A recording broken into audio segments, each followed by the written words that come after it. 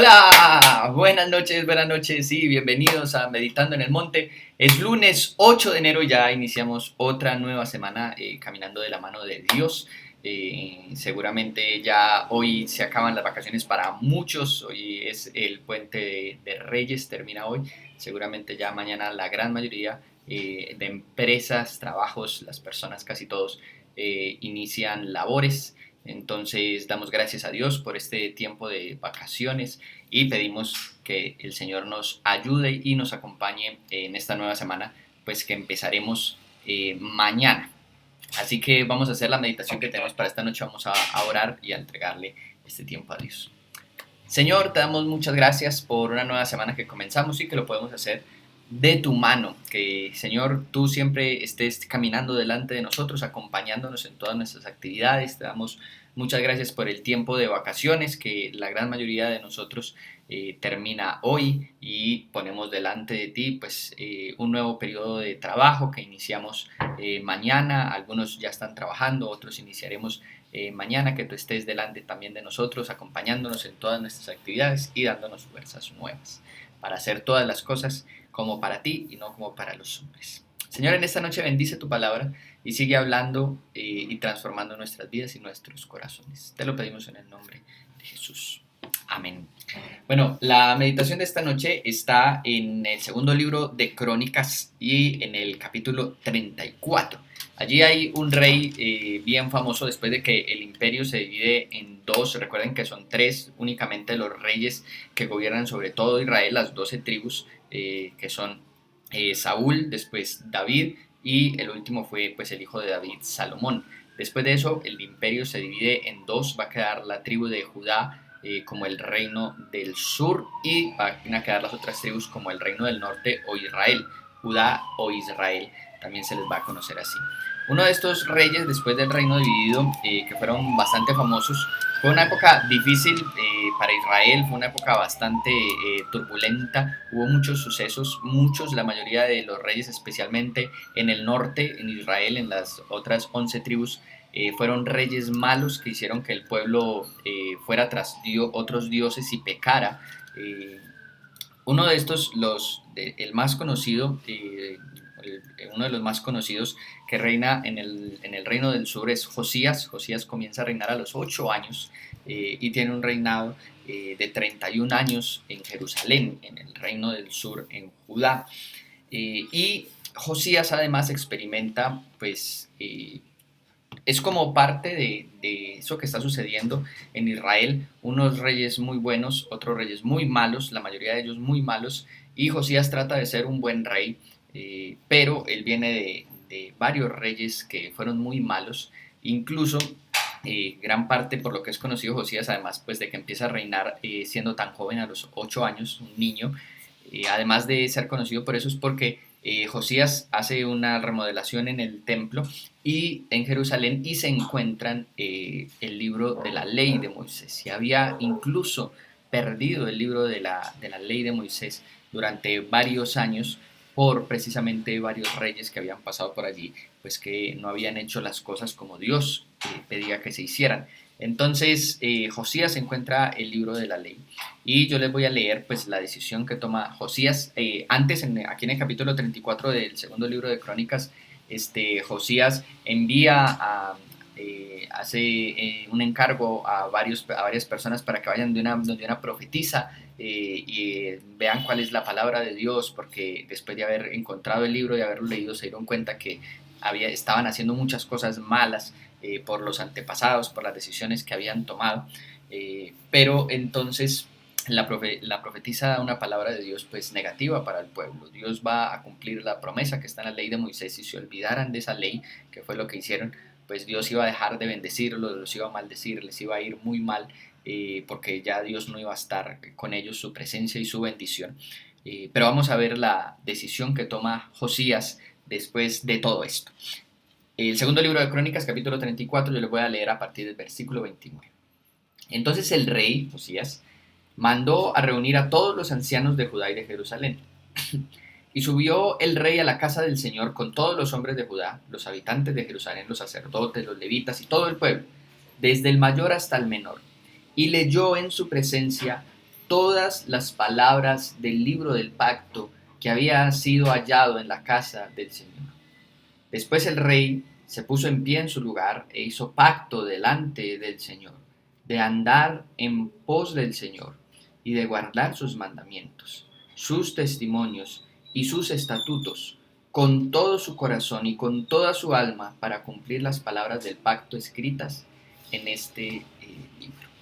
Bueno, entendiendo un poquito esa historia de los reyes y de todo lo que estaba pasando, una de las cosas que uno se da cuenta al estudiar esta época de los reyes, que hace parte de los profetas, también hacen parte, la gran mayoría, los que están antes del exilio, hacen parte de esta época de los reyes y profetizaron precisamente en contra de todas las cosas que estaban haciendo mal los reyes.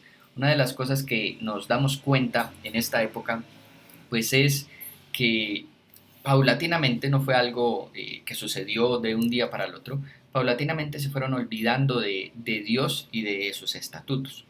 Pero una de las cosas más sorprendentes de esta época es que el pueblo de Israel nunca dejó de seguir, de alguna manera, digamos, adorando a Dios, o sea, ofreciendo los sacrificios en el templo. El templo nunca, de alguna manera, nunca se cerró, el templo siempre estuvo en funcionamiento, aun cuando los reyes y la gran mayoría del pueblo, pues, idolatraban en otros lugares a otros ídolos, hacían otros cultos a otros dioses. Aún mientras hacían eso, el templo siempre siguió en funcionamiento, pero sin la palabra de Dios, que era la que guiaba cómo se debía de buscar a Dios, la que nos enseña aún hoy a nosotros quién es Dios, cómo debemos de buscarle, qué cosas le agradan, qué cosas le desagradan, cómo caminar en nuestras vidas. Sin la palabra, pues simplemente se volvieron rituales. Y como cristianos puede suceder fácilmente eso en nuestras vidas, que si nos olvidamos de la palabra de Dios, como pasa en la época de Josías, ni siquiera sabían de la existencia de un libro de la ley.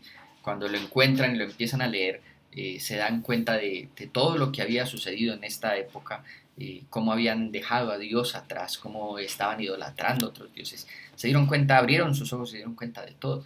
Sin la palabra de Dios, como cristianos, nosotros nos podemos volver igual que el pueblo de Israel en esa época.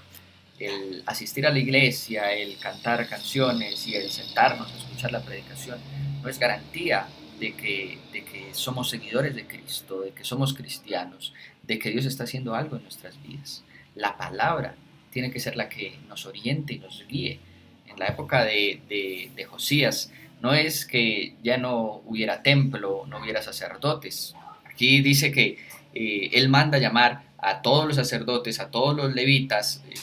Era una institución dentro de Israel y seguían ejerciendo su trabajo en el templo. Pero el pueblo en común simplemente se había olvidado de Dios. Pero seguían haciendo los sacrificios, seguían yendo al templo. Fácilmente como cristianos podemos seguir incluso haciendo nuestro devocional, leyendo una lectura, leyendo una porción de la Biblia, pero si nos olvidamos de Dios y si nos olvidamos de estudiar la palabra, cuando Josías la encuentra, incluso después de que la profetisa dice que Dios va a enviar un castigo al pueblo por haberse olvidado de él, incluso después de eso, Josías se pone en pie para hacer un pacto y para prometer que iban a guardar la ley. Josías se da cuenta de lo importante que es que la palabra de Dios sea la que rija no solamente la vida, no solamente Josías como persona, sino la vida de todo el pueblo de Israel, la vida de todas las personas. Que nosotros como hijos de Dios podamos darle también ese mismo sentido a la palabra de Dios, que sea la que nos guíe, que sea la palabra de Dios la que nos marque el camino, la que nos lleve a buscar a Dios y la que nos indique cómo cambiar nuestra vida, cómo transformar nuestra vida y cómo ser cada día mejores cristianos y mejores hijos de Dios. Con esta meditación yo lo voy a invitar ahora. Señor, como te lo pedimos cada noche y como lo hacemos precisamente en estas meditaciones, porque son meditaciones en tu palabra, Señor, que sea tu palabra el centro de nuestras vidas. Como Josías y como el pueblo de Israel, Señor, perdónanos cuando en ocasiones nos olvidamos de tu palabra, no la estudiamos con la diligencia que deberíamos hacerlo, no la aprendemos, no la memorizamos y no la buscamos para que nuestra vida sea transformada perdónanos, pero también como Josías, danos un corazón de buscar hacer un pacto en el cual nosotros busquemos de todo corazón tu palabra y busquemos también conformar nuestra vida a tu palabra, que tu palabra sea la que nos guíe, la que dirija nuestro camino y la que marque el rumbo por el cual debemos andar. Señor, una vez más te pedimos que bendigas la nueva semana que iniciamos mañana para tus hijos, que termines de traer con bien a los que aún están por fuera, seguramente entrando a la ciudad, llegando, a los que aún pasan un tiempo por fuera, que tú les guardes, les cuides, como a los pastores, a la pastora Marta María, al pastor Manuel, a su hija Andrea, que tú les cuides, les guardes en el tiempo que todavía van a estar por fuera y que guardes su regresar de cada uno de tus hijos, que les traiga, Señor, con bien. Te lo pedimos con acciones de gracias en el nombre de Jesús. Amén. Iglesia, que el Señor los bendiga y que tengan muy buen inicio de semana. Hasta luego.